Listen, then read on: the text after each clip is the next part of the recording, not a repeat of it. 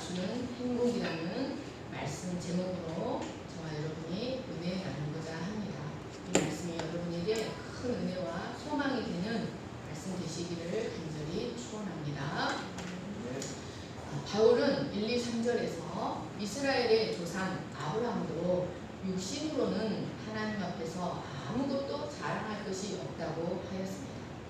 이제 그는 4, 5절에서 행위로 의로워질 수 있다고 믿는 유대인들의 구원관과 자신이 전하는 이신칭의 차이점이 무엇인가를 설명합니다. 4절을 보십시오. 이라는 자에게는 그 삭시 은혜로 여겨지지 아니하고 보수로 여겨지는가. 여기 이라는 자란 1절의 육신 그리고 2절의 행위라는 말과 의미상 동일한 것입니다. 그러니까 이는 자신의 구원을 위해 무언가를 할 수 있다고 믿는 사람, 자신의 공로를 하나님 앞에 내세우며 자랑하려는 사람을 말합니다. 그리고 그가 받는 삭은 구원을 말합니다. 스스로 의롭게 될 수 있다고 믿는 자, 스스로의 행위로 구원을 받을 수 있다고 믿는 자에게 구원은 은혜가 아니라 보수입니다. 여기 보수란 오페일레가 빚입니다. 빚, 세금. 하나님이 의로운 행위를 하는 자에게 주어야 하는 하나님의 의무, 세금을 가리킵니다. 만약 어느 포도원 주인이 어떤 사람을 얼마의 임금을 주기로 약속하고 포도원에 들여보냈다면 그 포도원 주인은 그 약속한 임금에 대하여 그 노동자에게 빚을 진 것이 됩니다.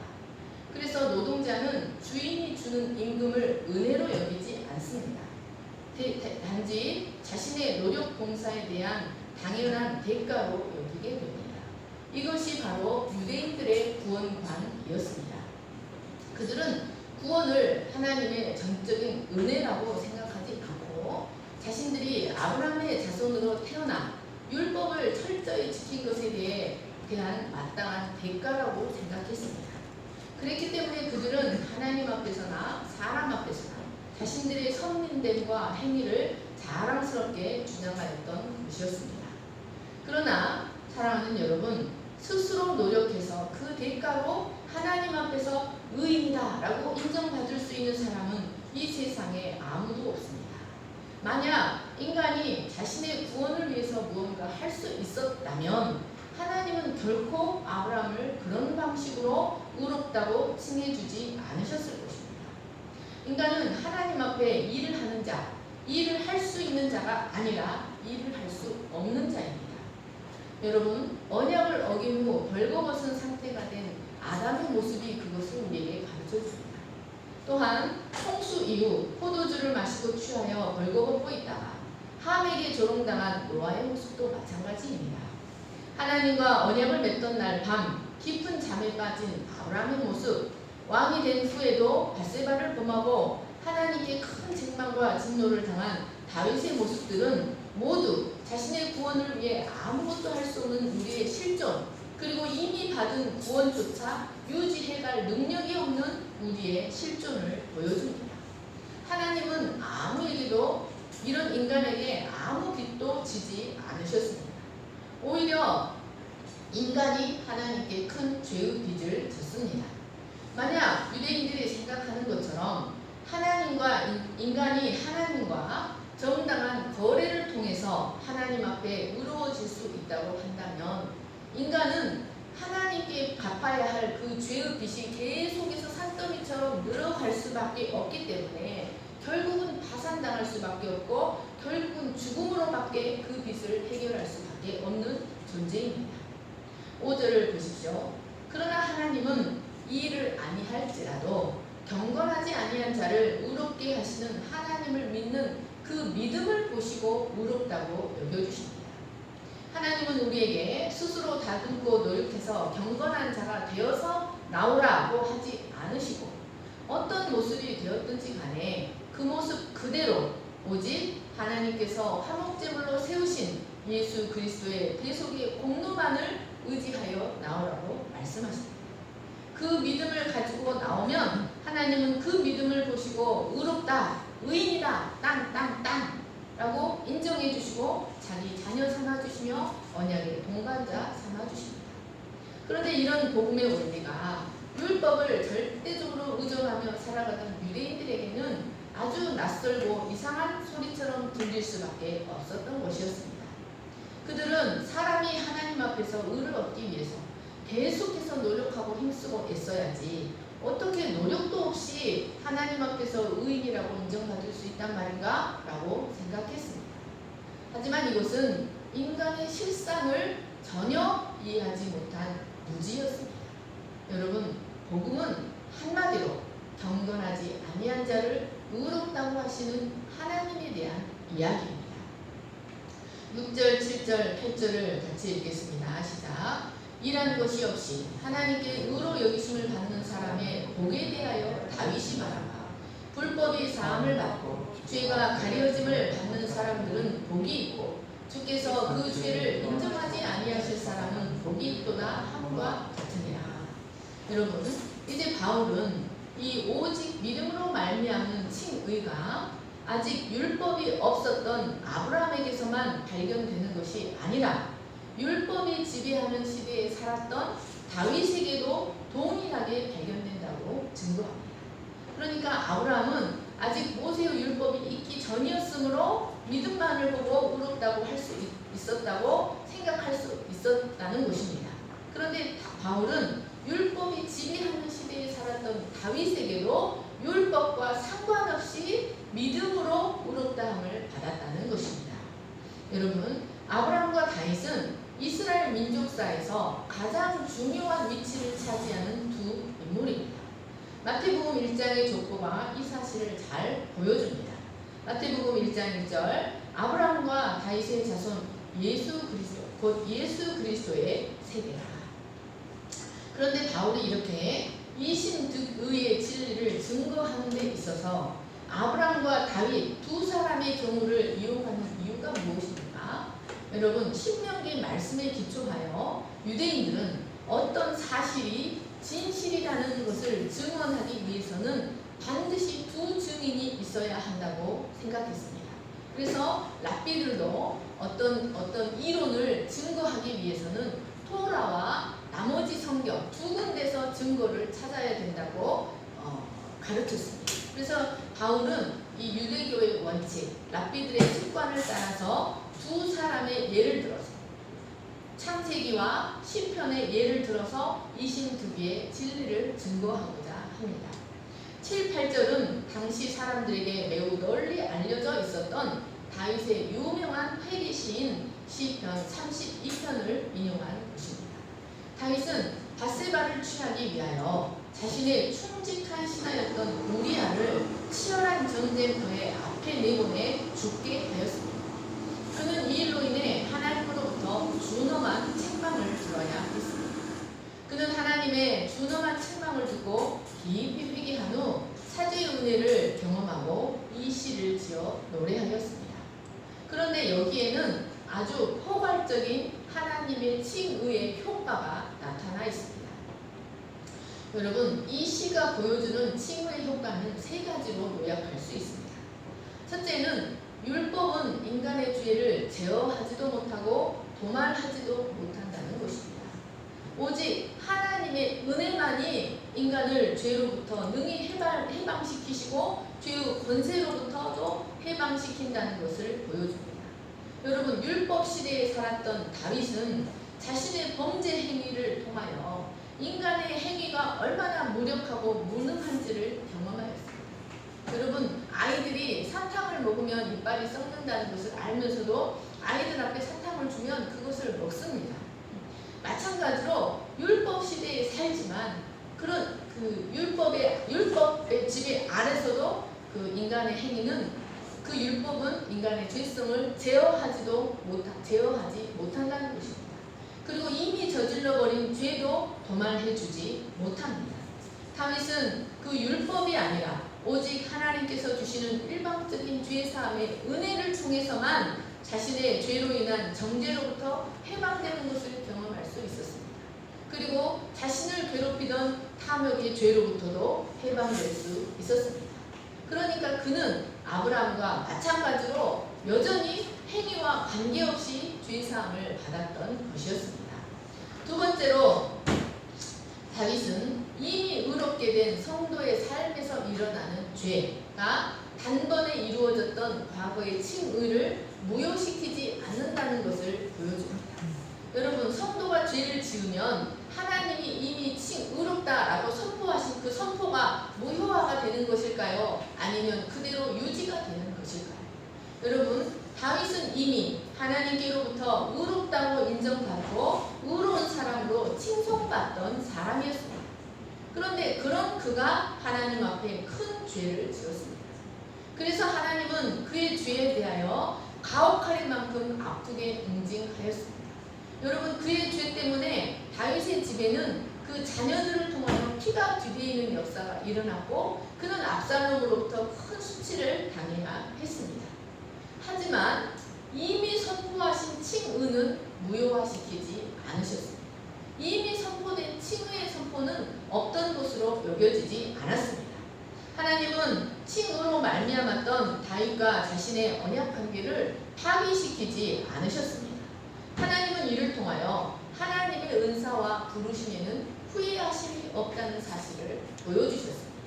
그러니까 우리의 죄가 의롭다 칭함을 받은 후에 짓는 우리의 죄가 과거에 단번에 이루어졌던 칭의를 무효화시키지 않는다는 사실을 가르쳐줍니다.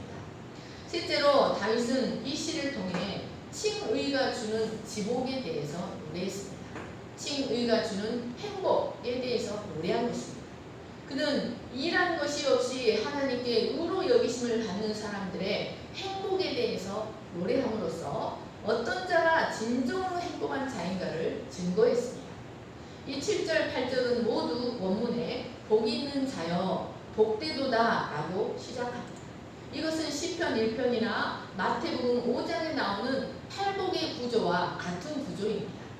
그런데 여기 복은 마카리오스, 지복, 축복, 단순히 어떤 물질적인 복을 의미하는 것이 아니라 영혼의 기쁨, 하나님과의 관계에서의 누릴 수 있는 최고의 경지의 복을 말합니다. 7절 말씀이 불법이 사함을 받고 죄가 가려짐을 받는 사람들은 복이 있고, 이 말씀이 원문에는 복되도다, 그 불법들이 용서된 자들과 그 죄들이 덮여진 자들이여 복이 있도다 라고 시작됩니다. 여기 불법이란 아모미 아이로 불법의 복수형입니다. 불법들이라는 뜻입니다. 이것은 1차적으로는 모세의 율법을 어긴 죄들을 말하지만 더 넓게는 하나님이 세우신 창조의 질서들을 어긴 죄들을 말합니다. 다윗의 범죄는 하나님의 율법, 창조의 질서, 자연의 순리를 어긴 불법들이었습니다. 그런데 여기 사함을 받고 앞의 대사는 부정, 과거, 수동태로 도저히 변제할 능력이 안 되는 엄청난 부채들이 일순간에 탕감되듯이 하나님에 의해 우리의 모든 불법적 행위들이 일순간에 모두 용서받았다는 것을 의미합니다. 또 죄라는 단어 하마르티 아이도 복수형으로 기록되어 있습니다. 죄 하마르티아는 하나님이 원하시는 의의 길로부터 빗나간 행동들, 관역을 빗나가다라는 뜻입니다. 그러니까 다윗의 행위들은 하나님이 원하시는 의의 길로부터 벗어난 것들이었습니다. 그런데 그 죄가 가리우심을 받았습니다. 이것은 완전히 덮여져, 완전히 봉해져 버려 더 이상 보이지 않게 되다라는 뜻입니다. 여러분, 이것은 하나님께서 당신의 언약을 믿는 자들의 과거와 현재와 미래의 모든 죄들을 어떻게 처리하는지를 보여줍니다. 그것은 마치 커다란 항아리 속에 어떤 부정한 물건들을 모두 집어넣고 뚜껑을 덮어서 영원히 봉해 버리는 것과 같습니다. 그러니까 하나님은 우리의 과거, 현재, 미래에 지어질 모든 불법과 죄들까지 모두 그리스도의 십자가에 일순간에 다 던져놓고 봉해 버리신 것입니다. 그리고 그 죄가 더 이상 우리에게 영향을 미치지 못하게 하셨습니다. 그러니까 여러분, 우리의 죄들은 시간을 두고 우리의 행함에 따라 천천히 없어지는 것이 아니라 우리의 과거의 모든 죄, 그리고 현재의 모든 죄, 우리가 장차 지을 미래의 모든 죄까지 모두 그리스도의 십자가에서 일순간에 해결되었다는 것을 보여줍니다. 하나님은 그리스도를 믿는 믿음을 보시고 우리의 모든 죄가 다 해결되어진 것으로 여겨주십니다. 그러나 우리가 여기서 알아야 할 것은 그러면 이것이 구원파의 진리와 똑같은 것이 아닙니까? 라고 말할 수 있습니다. 그런데 여러분, 우리가 분명히 알아야 할 것은 우리의 모든 죄까지 예수 그리스도께서 모두 다 해결하셨지만 죄에 대한 징계는 하신다는 것입니다. 다윗의 인생이 그 사실을 보여줍니다. 그래서 우리가 미래로 모든 죄를 다 해결받았지만 하나님 앞에서 이제는 죄에 대하여 죽은 자로, 자신을 죄에 대하여 죽은 자로 여기고 하나님 앞에 의를 행해야 될 자, 하나님 앞에서 살아서 의를 행해야 될 자로 자신을 여기며 살아가야 합니다. 8절 말씀을 보십시오. 8절도 주께서 그 죄를 인정하지 아니하실 사람은 복이 있도다 라는 말씀도 원문에는 복되도다, 복이 있도다, 주께서 그 죄를 결코 계산하지 않으실 사람이여 라고 되어 있습니다. 그런데 이 문장에는 주가 강조되어 있습니다. 퀴리오스가 강조되어 있습니다. 이것은 오직 하나님만이 인간의 죄를 임의로 다루실 수 있는 유일한 분이시다 라는 것을 강조하고 있는 것입니다. 이것은 유대교 신학에서 아주 중요한 신학이었습니다. 여러분, 하나님만이 인간의 죄를 임의로 다루실 수 있습니다. 하나님이 의롭다고 하시면 의로운 것이고 하나님이 불의하다고 하시면 불의한 것입니다. 그런데 이 문장이 문법적으로 그 죄를 인정하지 아니한다는 말이 미래의 강한 부정, 결코 인정하지 않을 것이다 라는 부정과거 가정법으로 기록되어 있습니다. 그러니까 인간의 죄를 임의로 다루실 수 있는 유일하신 하나님께서 사람의 죄들이 분명히 있음에도 불구하고 그것들을 결코 죄로 인정하지 않으실 것이다. 인정하다는 말은 결코 장부에 그 죄를 기록하지 않으실 것이다 라는 하나님의 단호한 의지, 하나님의 단호한 결단을 보여주는 것입니다. 여러분, 이것은 인간의 노력과는 전혀 상관없는 하나님 자신의 의지입니다. 하나님 자신의 주권적인 의지입니다. 여러분, 죄사함과 의의 선포는 절대적으로 하나님의 영역입니다. 그런데 그 하나님께서 그리스도를 화목제물로 세우심으로써 자신의 언약을 믿는 자들의 모든 죄를 모두 그리스도에게 세매 버리시기 때문에 그들의 죄가 없다고, 그래서 그들은 의롭다고 여기시겠다라는 하나님의 강한 의지를 보여주고 있는 것입니다. 영원하고 의로운 재판장이신 하나님께서 의롭다고 하시면 더 이상 그 누구도 이 의에 대하여 이유를 제기할 수가 없습니다. 여러분, 다윗은 이스라엘 역사상 가장 위대한 왕이요, 가장 위대한 장군이요, 시인이요, 음악가였습니다. 더구나 당시 그의 나라는 나날이 전쟁만 하면 그 세가 나날이 확장되어 가고 있던 때였습니다. 여러분, 이것보다 더 행복한 사람이 어디 있겠습니까? 부럽지 않습니까? 그런데 여러분, 다윗은 그런 것들이 행복이 아니라 하나님으로부터 많은 불법들이 사함을 받고 그 죄들이 가려짐을 받은 자, 그 죄들이 없다고 인정받고 하나님 앞에서 의롭다고 칭함을 받은 자가 진정으로 행복한 자라고 요리하고 있습니다. 여러분, 이것은 그가 밧세바의 일을 통하여 죄가 주는 고통이 얼마나 큰 것인지를 처절하게 경험했기 때문이었습니다. 그는 비록 절대 군주였지만, 백성들을 다스리고 법을 세우는 절대 군주였지만 자신의 죄 문제만큼은 자신이 스스로 어떻게 해결할 수 없었습니다. 그 자신이 지은 죄로 인한 고통과 대가가 밤마다 그를 짓눌렀습니다. 그는 죄로 인한 고통과 대가를 처절하게 경험해야만 했습니다. 그런 그가 하나님의 책망과 진실된 회개를 통하여 죄사함의 은혜를 누리게 되었습니다. 자신을 억누르던 그 죄의 억압이 모두 사라지고 그 죄들로 인한 무서운 정죄로부터 해방되는 은혜를 누렸습니다. 그리고 자신의 힘으로는 끊을 수 없던 그 죄의 세력이 끊어지는 은혜를 경험하고 하나님 앞에서 불법들이 사함을 받고 죄들이 가려짐을 받는 자가 진정으로 복이 있다고 노래할 수 있었던 것이었습니다. 여러분, 이것은 사실 바울 자신의 이야기이기도 합니다. 여러분, 회심하기 전에 바울은 길리기아 다소송에서 자랐습니다. 근데 서울에서 자랐다는 거예요. 그래서 당대 최고의 학문인 헬라 철학을 어려서부터 습득하고 또 당대 최고의 율법학자인 가말리엘 밑에서 율법을 마스터했던 히브리인 중에 히브리인이요 바리새인 중에 바리새인이었습니다. 그런 또한 그는 로마 시민권까지 가진 자로서 세상 부러울 것이 없는 사람이었습니다. 그는 이런 외적 조건만 보면 그는 행복한 사람이어야 했습니다. 그는 실제로 자신의 이런 것들을 무척 자랑스럽게 여겼습니다. 하지만 그는 결코 행복하지가 않았습니다.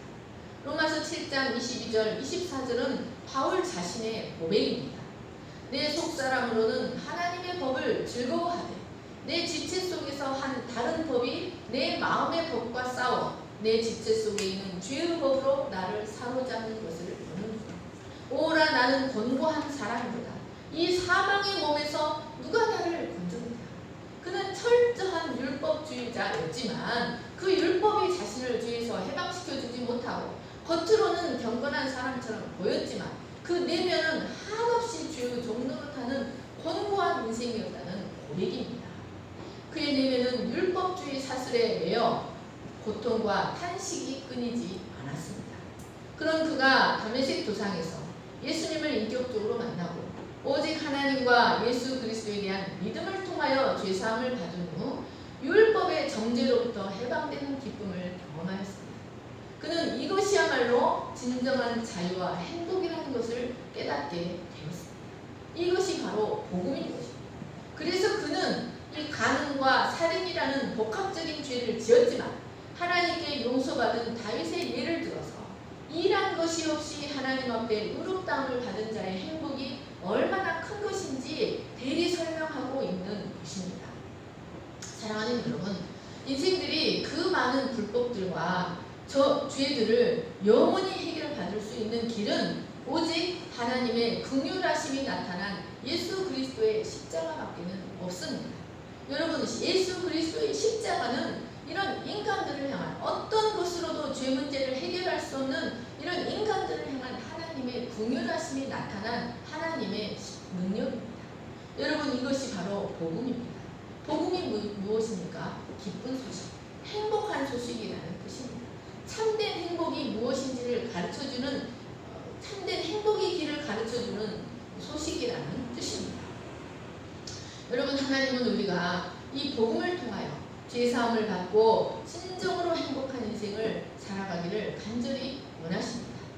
유대인들은 당시 율법의 가치를 주장하며 민족주의 감정이 고조되어 가던 때, 그러니까 이렇게 열방으로 로마 전역으로 헬라 전역으로 흩어져 있던 이런 유대인들의 민족주의를 고조시키기 위하여 율법의 가치를 계속 주장했던 것입니다. 선민의식을 계속 주장시켜 가던 때에 바울이 복음을 전하면서 마치 율법의 무용론을 주장하고 이스라엘의 역사를 무시하는 것처럼 보였습니다. 그래서 유대인의 정체성을 무너뜨리고 사람들의 부도덕을 장려하는 자가 아닌가라고 비난하였습니다. 그러나 바울은 아브라함이나 다윗이나 모두 율법이 아니라 오직 언약을 믿는 믿음으로써 의롭다함을 받고 그 의를 유지해 갈 수 있다는 사실을 구약 성경을 통해 증명합니다. 여러분, 그 믿음이 우리를 하나님 앞에 의로운 자가 되게 합니다. 하나님이 의인이다 라고 선포하면 다시는 사탄의 정죄가 있을 수 없습니다. 그 믿음이 우리를 죄로부터 자유케 하고 하나님의 언약 관계를 누리게 합니다. 9절 10절을 같이 읽겠습니다. 시작. 그런즉 이 복이 할례자에게냐 혹은 무할례자에게느냐 무릇 우리가 말하기를 아브라함에게는 그 믿음이 의로 여겨졌다 하노라. 그런즉 그것이 어떻게 여겨졌느냐? 할례시냐 무할례시냐? 할례시가 아니고 무할례시니라. 바울은 그런즉 이 복이 할례자에게만 해당되는 것이냐 무할례자에게도 해당되는 것이냐 라고 묻습니다. 이 말은 다윗이 노래한 죄사함의 복은 할례자에게만 해당되는 것이 아니라 무할례자에게도 해당되는 것이라는 말입니다. 바울은 이 사실을 증명하기 위하여 유대인들이 선민의 증표로 여겼던 할례와 아브라함의 의가 선민의 증표로 여겨지는 할례와 무관하게 이루어졌다는 사실을 증명합니다. 10절 말씀에 그런즉 그것이 어떻게 여겨졌느냐. 그러니까 이 말은 아브라함의 의가, 아브라함의 칭의가 언제 어떤 상태에서 이루어졌느냐라는 말입니다. 여러분, 아브라함은 하나님의 명령을 따라 최초로 할례를 행한 자입니다. 창세기 17장 10절과 14절을 보십시오. 너희 중 남자는 다 할례를 받으라. 이것이 나와 너희와 너희 후손 사이에 지킬 내 언약이니라. 할례를 받지 아니한 남자 곧 그 포피를 베지 아니한 자는 백성 중에서 끊어지리니 그가 내 언약을 배반하였습니다. 여러분, 유대인들은 이 말씀에 의거하여 할례에 절대적인 권위를 부여했습니다. 그래서 할례가 아브라함의 후손된 표징, 하나님의 선민된 표징이라고 믿고 이방인들도 구원을 얻기를 원한다면 반드시 할례를 행해야 한다고 주장했습니다. 여러분, 심지어 당시 유대인 출신 기독교 지도자들마저도 예수도 믿고 모세의 법대로 할례도 행해야만 구원을 받는다고 가르쳤습니다. 사도행전 15장 1절을 보십시오. 어떤 사람들이 유대로부터 내려와서 형제들을 가르치되 너희가 모세의 법대로 할례를 받지 아니하면 능히 구원을 받지 못하리라 하니. 여러분, 이 말씀을 보시고 여러분은 어떤 생각이 드십니까? 여러분, 이것은 인간의 어리석은 모습을 보여줍니다. 인간은 언제까지나 어찌하든지 자신들의 기득권을 놓지 않고 자신들과 다른 사람들을 구별시키려는 성향이 있습니다. 그러니까 이것은 유대인으로서의 자신들의 기득권을 포기하지 않으려는 모습, 교회 공동체 내에서도 할례자와 무할례자, 태어나면서부터 할례자와 무할례자로 자신들을 구별시키려는 그런 어리석은 인간의 참담한 모습일 뿐이었습니다. 여러분, 이런 의식들은 복음의 변질을 가져오게 됩니다. 그래서 이런 당시 이방 세계 이방인의 사도가 되어 이방 세계에 복음을 전하던 바울의 무리와 큰 충돌을 일으켰습니다. 결국 바울과 바나바는 이 문제를 예루살렘 모 교회에 공식적으로 상정하였습니다. 그래서 사도들은 이 문제를 가지고 공의회를 열어서 심도 있게 논의를 해야만 했습니다. 이것이 바로 사도행전 15장의 이야기입니다. 그런데 여러분, 예루살렘 공의회는 어떤 결론을 내렸을까요? 그들은 수많은 말씀들을 가지고 많은 논의 끝에 할례는 필요 없다. 할례는 구원의 필수사항이 아니다. 오직 믿음으로만 구원을 얻는다고 결론 지었습니다. 여러분, 본래 할례는 아브라함 때부터 생겨난 것이 아닙니다. 본래 할례는 아브라함 훨씬 이전부터 있었던 고대 군동의 관습이었습니다. 그런데 하나님은 그 관습을 가져다가 언약 백성을 나타낸 표식으로 사용한 것이었습니다. 그리고 아브라함이 하나님으로부터 의롭다고 칭함을 받은 것은 할례 받기 이전이었습니다. 그러니까 유대인들의 주장대로, 유대인들의 의식대로 한다면 아브라함은 이방인 상태에서, 무할례 상태에서 의롭다고 선포된 것입니다. 아브라함은 이방인이었을 때 의롭다고 선포된 것이었습니다. 아브라함의 칭의에 대한 기록은 창세기 15장 6절에 나옵니다. 그런데 할례에 대한 기록은 창세기 17장 10절에 나옵니다. 그런데 여러분, 이 15장 6절과 17장 10절의 사이의 간격이 시간이 얼마나 되는 줄 아십니까?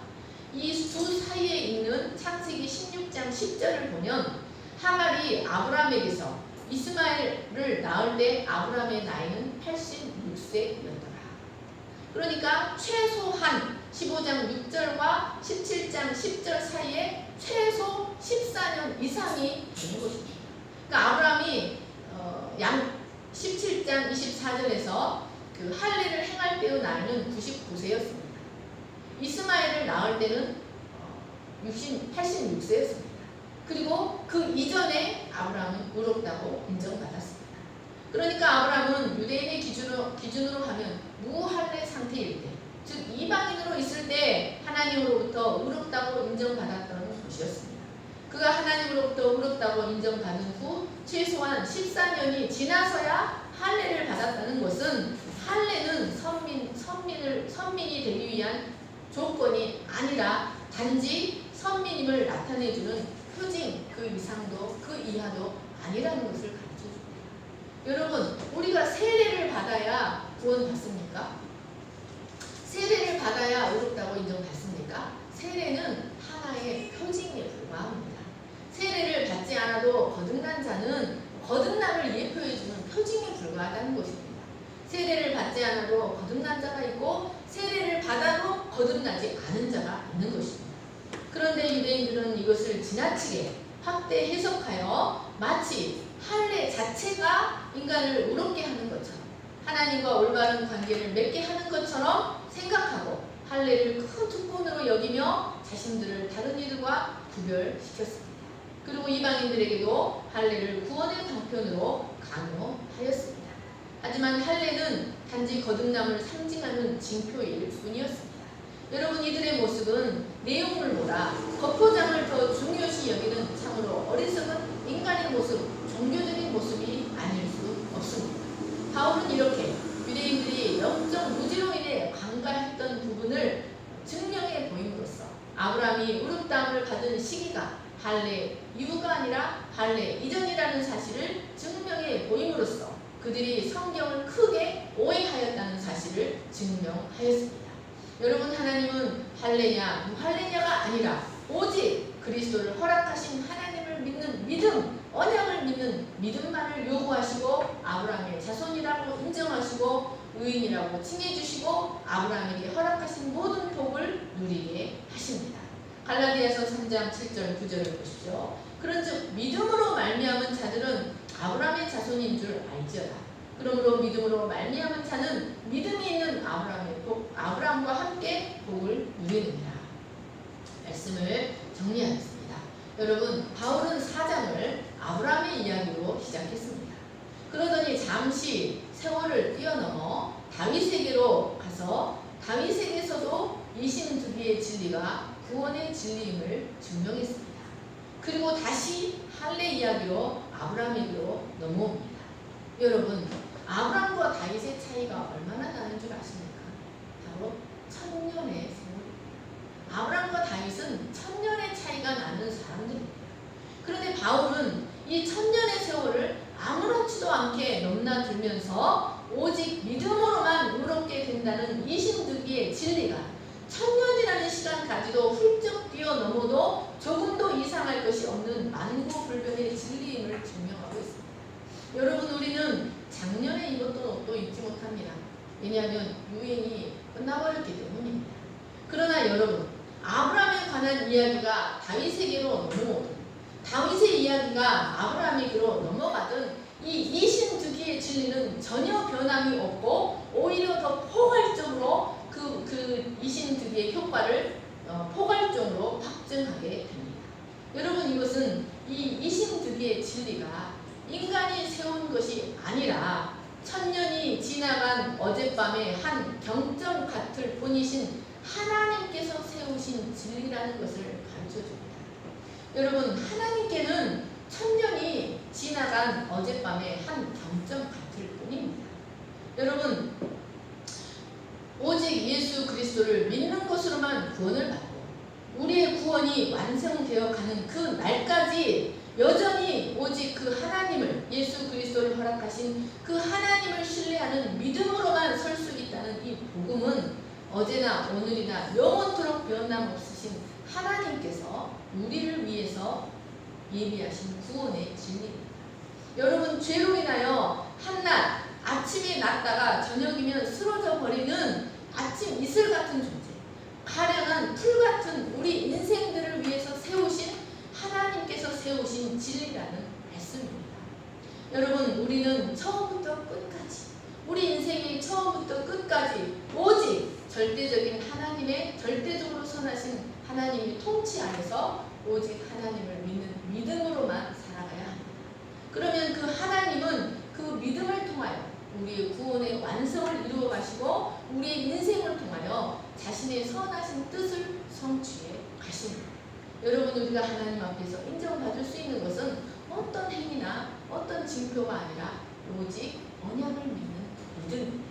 사랑하는 여러분, 이 하나님의 선하신 통치를 온전히 신뢰하시고 하나님 앞에 믿음으로 우리의 모습이 어떠한 모습이든 간에 하나님 앞에 믿음으로 반응하심으로써 다윗이 경험한 그 행복, 아브라함이 누린 그 언약의 복을 여러분 세상 끝날까지 누리시는 여러분 되시기를 간절히 축원합니다. 제가 기도하겠습니다. 사랑과 은혜가 풍성하신 하나님 아버지, 아브라함은 육신으로는 하나님 앞에 의롭다 인정을 받을 수 없었습니다. 그것은 이스라엘이 가장 존경하는 다윗 왕도 마찬가지였습니다. 그는 하나님 앞에 의롭다 칭함을 받았지만 그 후에도 그는 여전히 죄를 범하였습니다. 율법은 그를 죄로부터 해방시켜주지 못했고 율법은 그의 죄를 제어시켜주지 못했습니다. 그는 그 죄의 욕망을 이기지 못하고 율법을 어기는 죄를 범하고 말았습니다. 그로 인해 그는 단식하며 여름 가물에 마름같이 신음할 수밖에 없었습니다. 그는 처음에 의롭다 인정을 받는 것도 믿음으로 의롭다함을 받았고 그의 많은 불법들과 그의 많은 죄들도 오직 믿음으로 장차 그의 후손으로 오실 예수 그리스도의 희생을 믿는 믿음으로 그의 많은 불법들과 그의 많은 죄들도 사함을 받고 가리워짐을 받았습니다. 하나님 아버지, 하나님은 우리의 모든 죄, 과거와 현재와 미래의 모든 죄를 예수 그리스도의 십자가 앞에 십자가 안에 모두 봉해 버리셨습니다. 이제 우리는 하나님 죄에 대하여 자신을 죽은 자요 하나님 앞에 의로 살아가야 할 하나님 앞에서는 산자로 자신을 여기며 살아갈 수 있도록 도와주시기를 기도합니다. 더 이상 율법의 행위로 자신의 죄를 제어하려 하는 자가 아니라 오직 성령의 법을 따라 믿음으로 하나님의 말씀으로 자신의 죄를 제어하며 하나님 앞에 의로 살아가는 살아있는 자로 살아가는 저희들이 될 수 있도록 축복해 주시기를 간절히 기도합니다. 하나님, 우리도 다윗처럼 그 행복에 대해서 논할 수 있는 자, 아브라함처럼 죽기까지 하나님의 언약을 누리며 하나님 앞에 존귀한 자로 살아갈 수 있도록 축복하여 주시옵소서. 감사하며 거룩하신 예수님의 이름으로 기도합니다. 아멘. 모두 일어나셔서 찬송 150장 하시겠습니다.